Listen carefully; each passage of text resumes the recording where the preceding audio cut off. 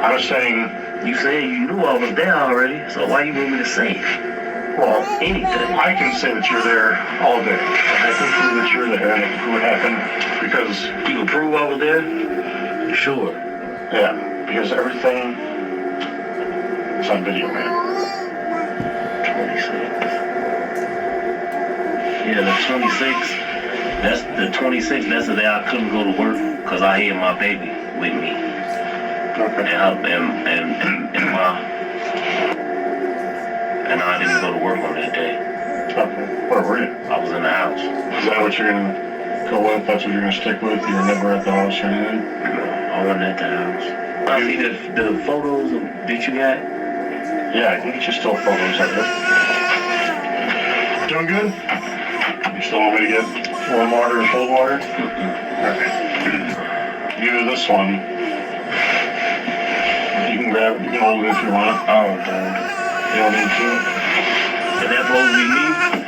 Or somebody else? I know it's you. I can print off a couple more, but I don't know if that's going to convince you or not. But just so you know, I'm not lying to you I know you ain't lying. on any of this. Okay? All three suspects in the Coon Rapids triple homicide were indicted on multiple counts of first-degree murder, upgrading their initial charges of second-degree murder. Alonzo Pierre Mingo, identified as the alleged gunman, was found guilty by a jury on multiple counts, including 4 counts of first-degree murder. In September 2025, Mingo was sentenced to life in prison without the possibility of parole. Demetrius Trenton Shumpert, who participated as an accomplice in the robbery, was indicted on 6 counts of first-degree murder.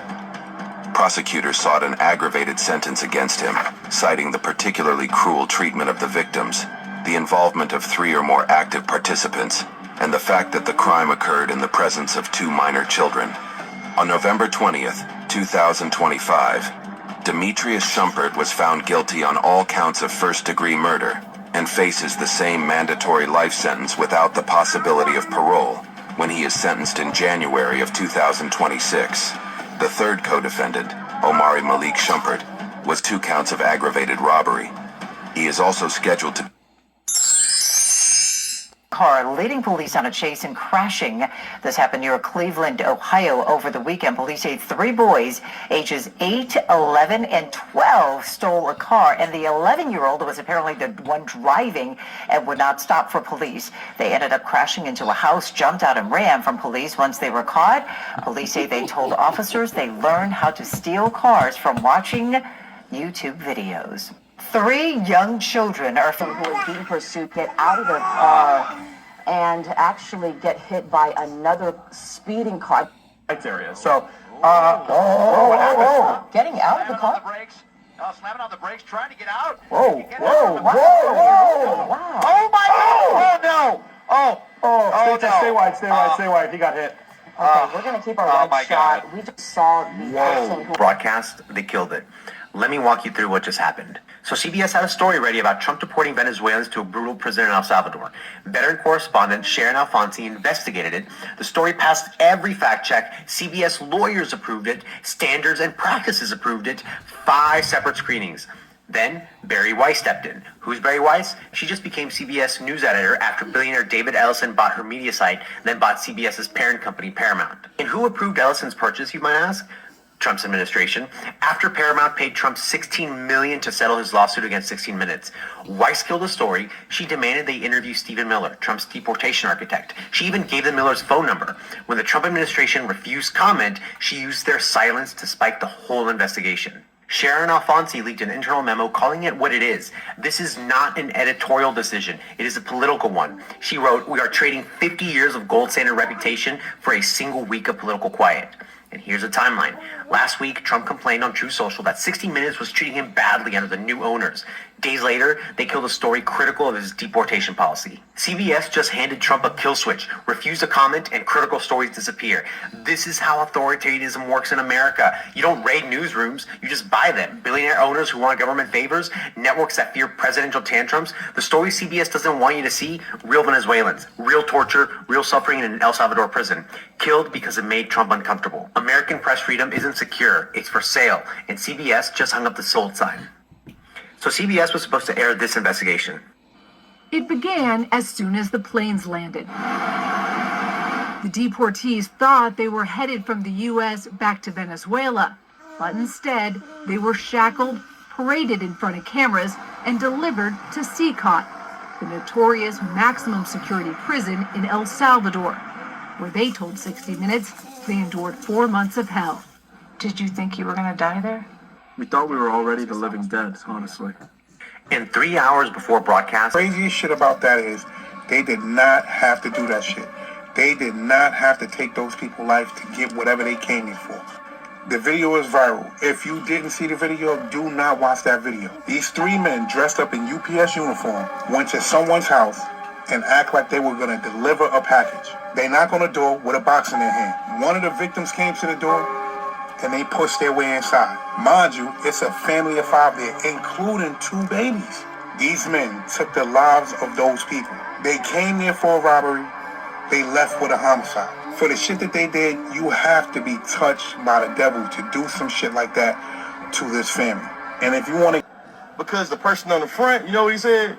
He said you should think globally and act locally. And these niggas understood that this arm right here, with this right here, talking about police brutality, they knew, hey, look, right now in status quo, they gonna send a lawman over there, you feel me, to Israel.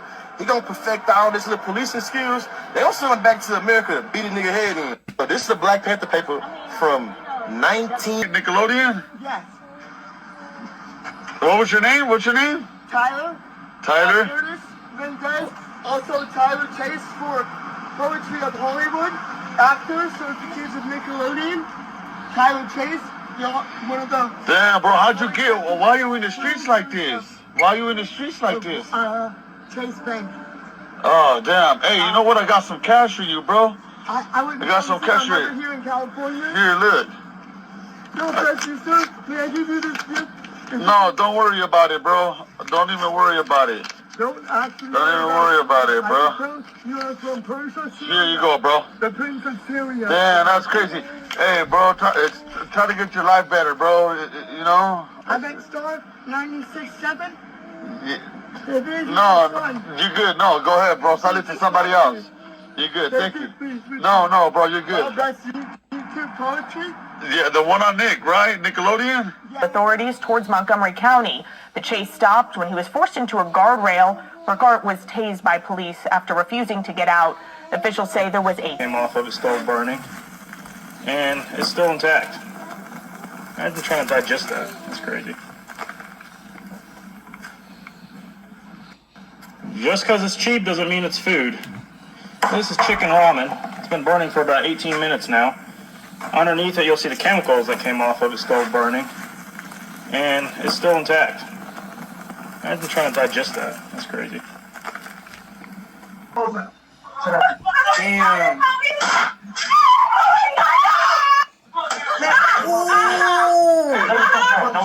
Hurry up! Just hold up. Damn.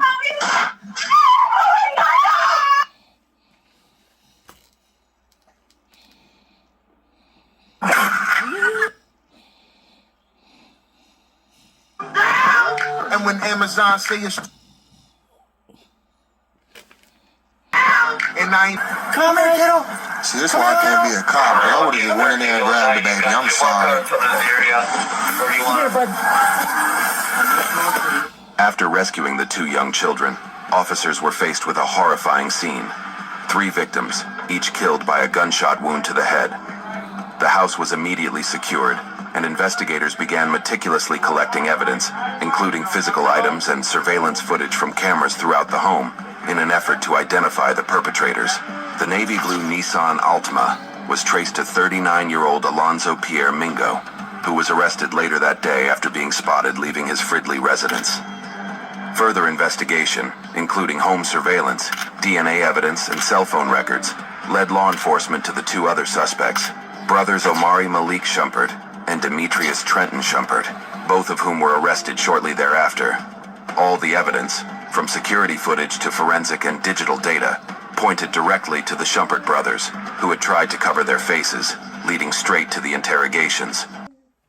And seeing that they use the cell phone records, the same thing Nipsey Hussle was talking about. Saying that they would link your cell phone if you do a crime. And Nipsey Hussle saying when they was doing missions, they would have to leave their cell phones behind because it would be linked to the location. Yep. But it doesn't even matter if they didn't have their cell phones. All cars made basically after 2008, whether the low jack is turned on or not, they can still use the car's location. So even if you have a new school car, you take a new school car to any location, it can be tracked, whether the GPS is on it or not. Because a car that I had that was made in 2008, I did not opt for the low jack. And that car would still send me emails talking about my tire pressure when I didn't even ask for it. And I bought the car brand spanking new. At the dealership, they asked for my email. So I gave them my email. And they asked me, did I want the low jack? I said, no, I don't want it. You know what I'm saying? Because I had other means of keeping my car secure, because I work on cars. So, but the car would still send me emails. So that's just to let you know, even if you have these new cars, your car can still be tracked. But they're not going to say it in this video. But I'm just letting people know. Police allowed the blaze to burn an hour and a half before calling in firefighters. I don't care what they said. There was no justification for what they did. They done burn up 2 blocks. Explain that. I never imagined that the government would drop a bomb on a row house in Philadelphia. It's an embarrassment to the city of Philadelphia. My name is Ramona Africa, and I was there when the police dropped a bomb on me and my family May 13th of 1985 and killed 11 of my family members. Polygamy signals agency and power. And that's why you hear the saying that women are more attracted to openly polygamous men than cheaters, because openness signals confidence while cheating signals fear. She don't want a fearful guy. She'd rather take an open guy any day. Masculine energy is direct. When you cheat on your woman, it's a major sign of avoidance, not dominance. And that's when it's going to redirect how she thinks of you. Women are more attracted to dominance and clarity than to any specific relationship structure. Avoidance and deception is unattractive, regardless of whether their relationship is monogamous or not. There's so many people who cheat on their partners and they get all anxiety, knowing they're not supposed to be places they're supposed to be. They get all scared because it's like a feminine act. Psychology even shows that women are attracted to men that are transparent. Umar, your fears, your Rashads. You gotta understand that women are like cats, so cats are very curious. So when you cheat on your girl, as someone she used to watch on TV as a kid. Turns out he's a former child star who starred on Nickelodeon. Victoria Racano has the details. How are you doing? It's heartbreaking video of a homeless man who was once a child TV star. You might remember Tyler Chase on the Nickelodeon comedy Ned's Declassified School Survival Guide. It ran on the network for 3 seasons from 2004 to 2007. Did you repeat that last part, Ned? I ran out of tape. Tyler played a super smart geek for 33 episodes. Wow, I'm tired. I was up late for today's history test. But this is Tyler Chase today, disheveled, holding his pants up with one hand. What show is it again?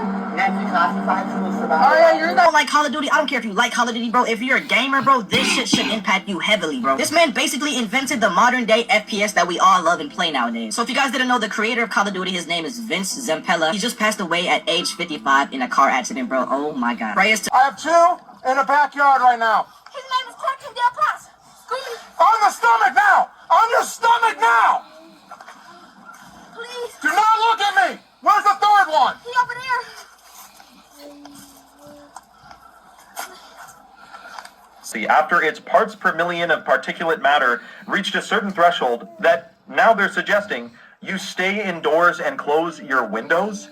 And if you're elderly or young or have any lung thing going on, you should not be outside. Now, the strange thing about this, and someone correct me in the comments, but they're saying it's a totally natural fog because of winter and the temperature change in the ground versus the air and all that.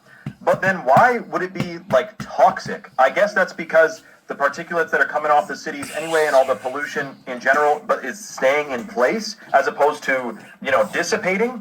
But this is a big deal, man. They're warning people. And apparently, according to this guy, it says, Gerald DePalta told Daily Mail that he and his family have been coughing and experiencing congestion for a week. Like, people aren't feeling well. This reminds me of when it was smoky as hell when I was in Edmonton and there was a crazy wildfire. But this is wildfire smoke. Yeah, okay. During these fog events, temperature inversions can trap car exhaust and industrial pollutants near the ground, potentially worsening air quality and causing respiratory irritation. Now, I do 5 that you shouldn't drink. Starting off with Kirkland's Signature. This got a 26 out of 100 causes the contaminant trihalomethane. It's 9 times over the limit and can cause cancer and harm to fetal growth and development. Next up is Trader Joe's Spring Water. 6 contaminants. Fluoride is 89 times over the guideline. Nitrate was 5 times over the guideline. This isn't a good water. Then we have Walmart Great Value Spring Water. 6 contaminants, with bromate being 20 times over the guideline and nitrate being 6 times over the guideline. Then we have Dasani with a score of 0 out of 100. 4 contaminants, with nitrate being 4 times over the guideline and also contains radium and forever chemicals. Then the worst water is Fiji with a score of 0. 12 contaminants, forever chemicals, arsenic, that's 250 times over the guideline, fluoride, which is 374 times over the guideline, and chromium, which is 50 times over the guideline. If you want to know what's in your water, you can download H2O Score and scan any water, and it will tell you the contaminants and if it's safe to drink or not. Download it. Bro, if y'all know me in real life, bro, y'all know I keep everything 100, bro. I'm not sugarcoating nothing, but I tell my whole life story. I don't care.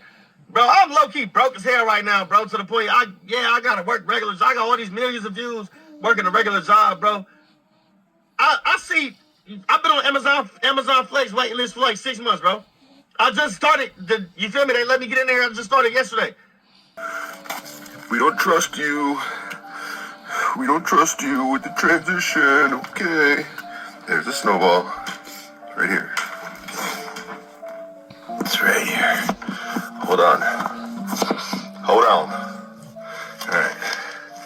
No transition, guys. Don't you guys think that I'm swapping out fucking snowballs and shit? Weirdos.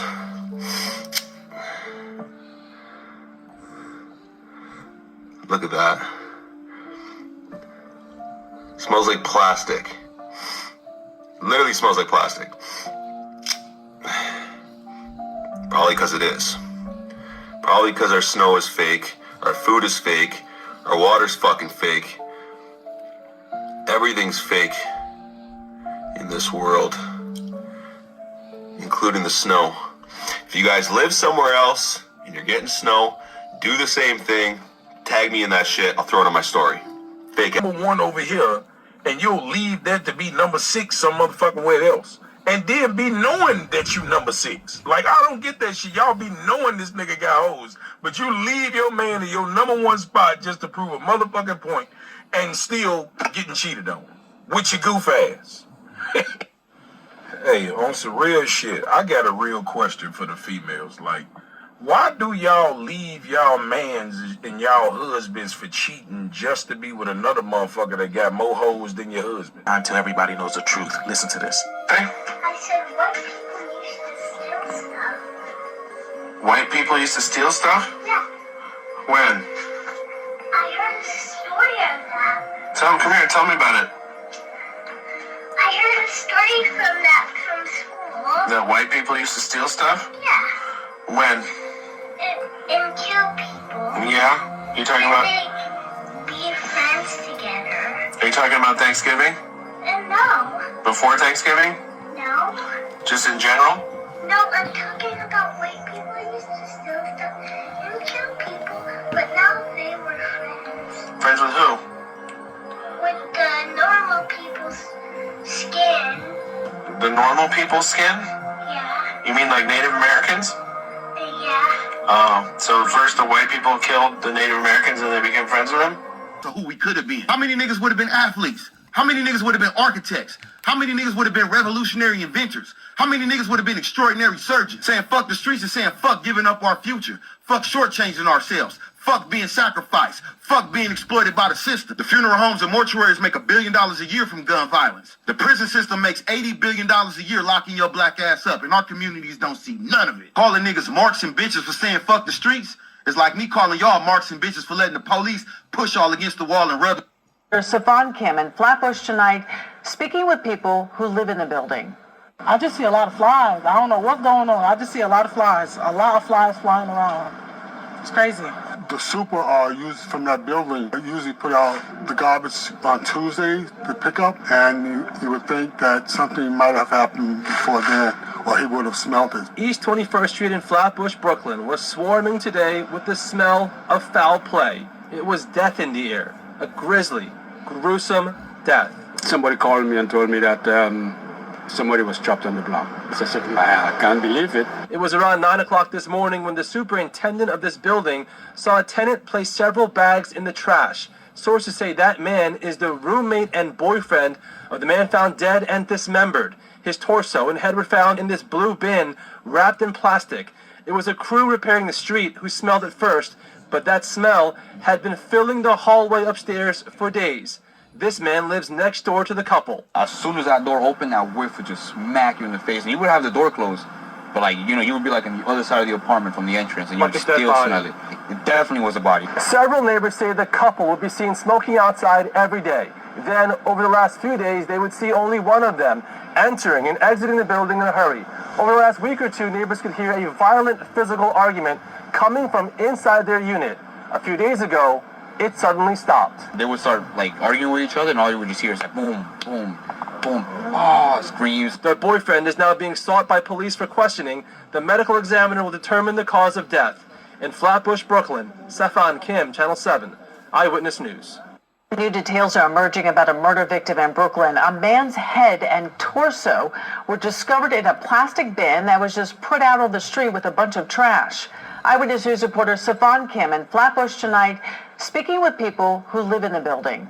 Spreading fast, especially in Virginia, we understand this morning, where there are reports of more patients, particularly children and senior citizens, ending up in the hospital with severe stomach illness. The Virginia Department of Health says multiple outbreaks are underway. ER and urgent care visits from gastrointestinal symptoms in some areas are above alert levels.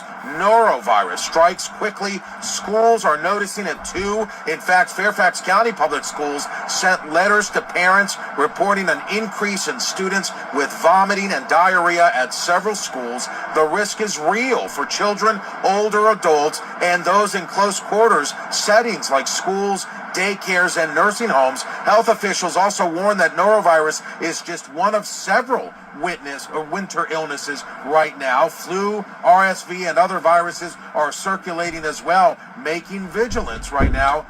It is a highly contagious virus that is spreading fast, especially in Virginia, we understand this morning, where there are reports of more patients, particularly children. 2025.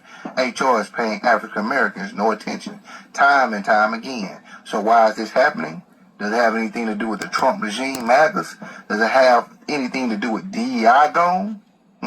You let me know, but they're just throwing away our applications. Now this has been... They go full prone across the house to avoid the motion detectors that the homeowner put in place. These two criminals are about to steal over $200,000 worth of gold, watches, jewelry, and carpets. Look at this.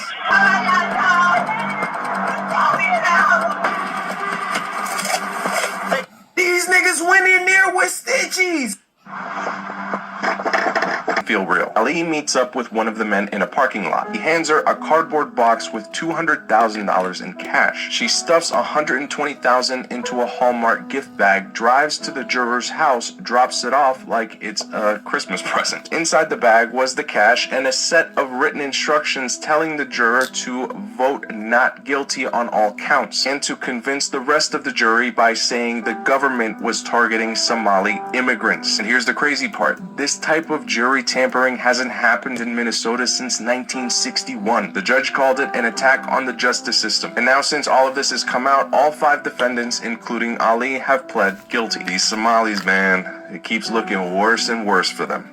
What I'm about to tell you is something you usually see in mob movies, except this didn't happen in New York in the 60s. This happened in Minnesota this year. So prosecutors say that a 31-year-old woman named Layden Muhammad Ali flew all the way from Seattle to Minneapolis for one thing: to bribe a juror. Not just any juror, but the youngest member in the panel, the only juror of color. According to the FBI, Ali followed this person out from the courthouse parking ramp and followed her home, and then spent the next 3 days circling her neighborhood, 19 times to be exact. GPS data from Ali's rental car literally made mall, anywhere that you go, you look around. Try your best to park next to wherever the cameras are visible the most, whether it's nighttime or daytime.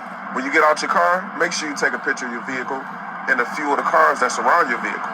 Traffickers like to put air tags on people's cars so they can try to follow you home. So make sure you look up under your back bumper and try to just check your car the best way possible to make sure you don't have any air tags or GPS trackers on your vehicle.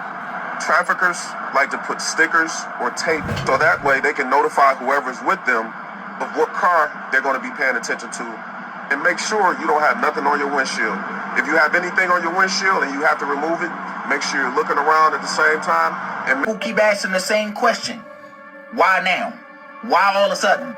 You got Paris pulling back major events. You got Tokyo pulling back major events. You got the USA pulling back major events, especially New York. I'm hearing this about to be deep stipulations. A lot of things that's in effect. So if you was in New York last year for New Year's Eve, you're going to see a major difference this time around. And so what we're... Vance saying that in his America, you don't have to apologize for being white anymore. Hallelujah. We did it, white people. Wait a minute. Hold on a second. I'm checking my calendar, my life right now. Oh, that's right. I can't find a single moment in my entire life where I've ever had to apologize for being white. Now, you know who usually ends up apologizing? White people who said something racist, white people who got caught saying the quiet part out loud. Those are the white people that have to apologize. That's what this actually is. It's not freedom. It's not courage. It's a signal. He's telling a very specific audience, you're not the problem, even when you are. It's a dog whistle. And if you strip away the turning point stage, the applause, the branding, this is white Christian nationalism. Grievance politics wrapped up as bravery so nobody has to look in the mirror. Quick question, everyone out there. Who here has actually been asked to apologize for being white? I'll wait. In the United States of America, you don't have to apologize for being white anymore. There's J.D. Vance saying that in his America, you don't have to apologize for being white anymore. Hallelujah. We did it, white people. Woman says that her husband became terribly ill days after he got a flu shot. And right now, doctors think he might be suffering from a rare disorder that has been linked to the flu vaccine. And 13 Action News anchor Masa Saidi right now is live in studio with what you need to know about this really rare complication here, Masa. And Trisha, it's called Guillain-Barré syndrome, or GBS for short. The Morgan family has been busy getting ready for the holidays. Santa was step 1. Step 2, flu shots. 36 hours afterwards, he developed flu-like symptoms. About 10 days after that, Shane asked for help. And he's like, I can't feel my legs, I can't feel my arms. I need you to take me to the emergency room. Tonight, nearly a week later, Shane is still hospitalized. A medical professional confirms this could be a rare disorder that's been linked to the flu vaccine. Dr. Dahlia Wax, who is not treating Shane, spoke with us about GBS. Guillain-Barré is your body's response to a flu shot. See, what they're finally admitting is something people have been saying for decades. That's a effect in sociology. SAT scores for African American males and females went up. In 1990, 75% of black males graduated from high school. The Cosby Show mentioned that the kids were applying to Morehouse College. It's a black university.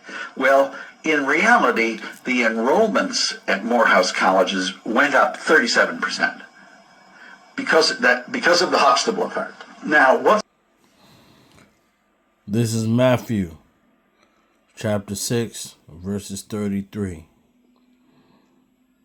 But seek ye first the kingdom of God and his righteousness, and all these things shall be added unto you. Call on Yahweh, Ba'ashem, Yahweh Shai, Ba'ashem V'Kakadash.